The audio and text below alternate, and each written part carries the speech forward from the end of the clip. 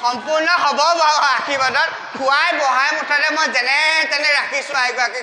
পিছেহে তাই কথা শুনিলে ভয়ে লাগে নহয় এতিয়া খাবলৈ নাপায় যদি বিচাৰি আহি মোক ইয়াত পায় নহয় তেনেহ'লে মোক কি কৰিব ঠিকনা নাই মই ইয়াৰ পৰা গৈ থকাকে ভাল নেকি মুঠতে কিবা এটা যোগাৰ কৰি তাইক খুৱাই বুৱাই শান্ত কৰোঁগৈ আৰু গৈ থাকোঁ দেই গৈ থাকোঁ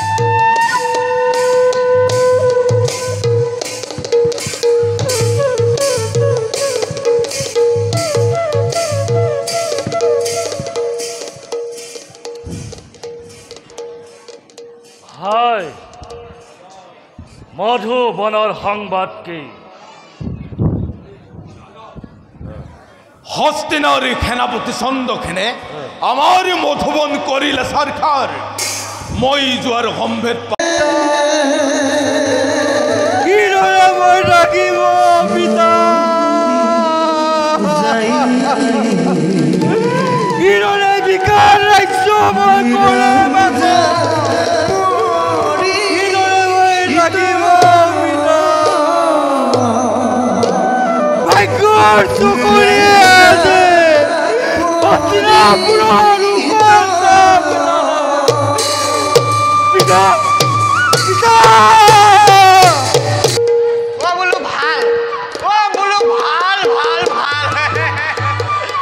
ভগৱানে যি কয় মুঠতে ভালৰ কাৰণে কয়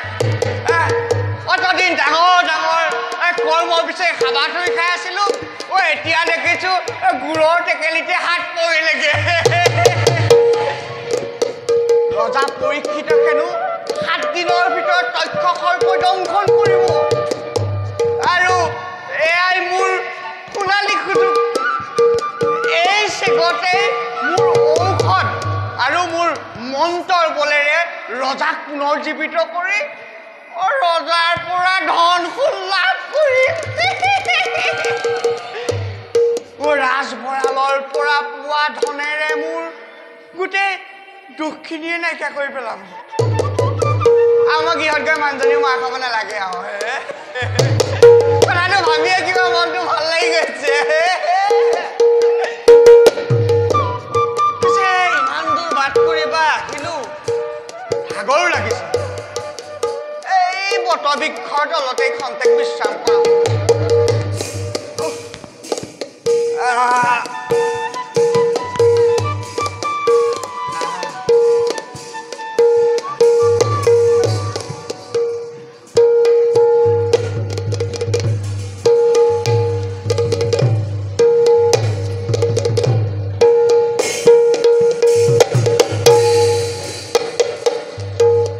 বোলো বাপ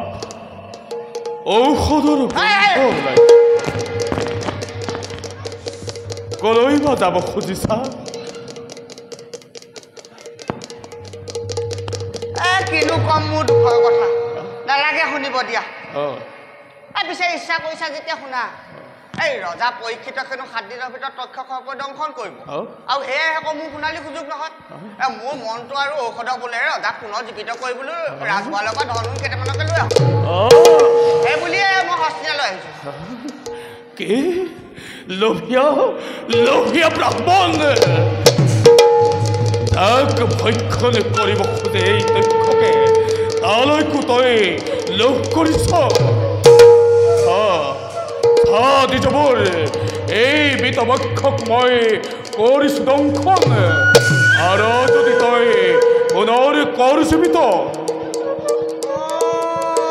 তই মানে সেই তক্ষ ফেট নুতুলিবি ফেট ভাঙি দিম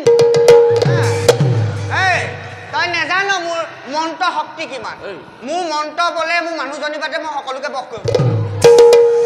আৰু যদি তই প্ৰমাণ চাও নহয় তোক প্ৰমাণ দি দিম তেন্তে সেই হোক চোৱা দ্বিজবৰ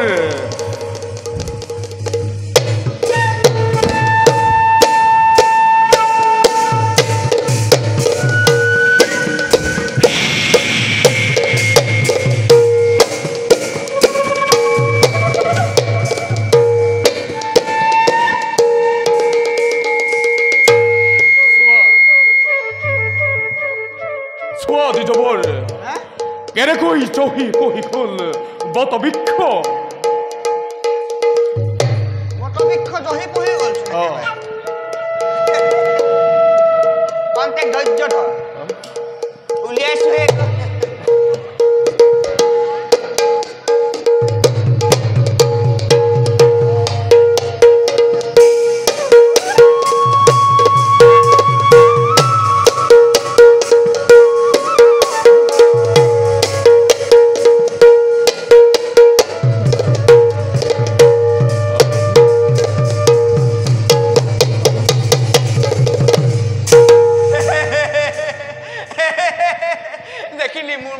শক্তি কিমান এই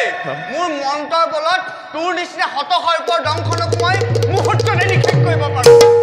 কি জহি খহি যোৱা বটবৃক্ষ পদৰ জীৱিত নাই নাই নাই নাই এই কেতিয়াও সম্ভৱ হ'ব নোৱাৰে হে তিজবৰ ধন সোণ তোমাক যিহকেই লাগে মই তাকেই কৰিম প্ৰধান কিন্তু তুমি নিজ ৰাজ্যলৈ উভতি যোৱা হস্তিনাপুৰলৈ গৈ ৰজা পৰীক্ষিতক উদ্ধাৰ কৰি তুমি অমংগল নকৰিবা মই ফেট তুলি দিছিল দেখোন এতিয়া কি হ'ল মই মানুহটো বেলেগ অকণমান হেৰি কি বুলি ক'লি ধন হ'ল তিজবৰ লোৱা তিজবৰ ধনুন তুমি দিবা তুমি মোক ধনুন দিবা তিজবৰ মই তেনেহ'লে দিয়া তাত কোন মৰে কোন দিয়ে মোৰ প্ৰয়োজন নাই মই গৃহত গৈ মুঠতে মানুহজনী মাৰ খাব নালাগে কথাটো সেইটোৱে লোৱা তিজবৰ এই ধন সোণ মই তোমাক কৰিলোঁ প্ৰধান আৰু স্থানেই তুমি কৰা গমন এয়া ধনুন মোকে দিলানে হয় তিজবৰ টোপোলাটো অকণ ডাঙৰ হোৱাতে ভাল আছিলে মা সজি নহওক ভগৱানে যি মিলাইছে আৰু এতিয়া মই মানে গৃহত গৈ পেলাই মানুহগৰাকী মাৰ খাব নালাগে আৰু মানে মই আগবাঢ়ো দেই যোৱা তিজবৰ তুমি তালৈ যোৱা কলৈ যোৱা গৈ থাকা মোৰ সিদ্ধি হ'ল যেতিয়া মই আগবাঢ়ো আৰু যোৱা তিজবৰ ময়ো নিজ কৰ্তব্যত সংগ অগ্ৰসৰ